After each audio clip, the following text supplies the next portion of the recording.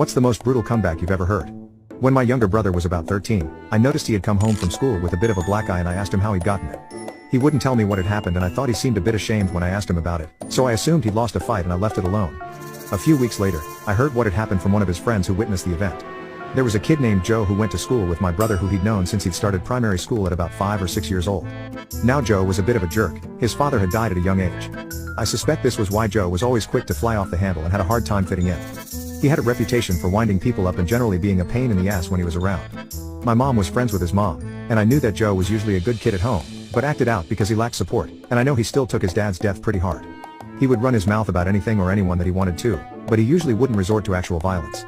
A few days before the incident, our father had just gotten a bonus from work and bought himself a sleek new sports car which has a bit of a feminine look to it. Joe had decided to choose this as his ammo for having a laugh at my brother's expense on the bus ride home. Joe said, "Hey,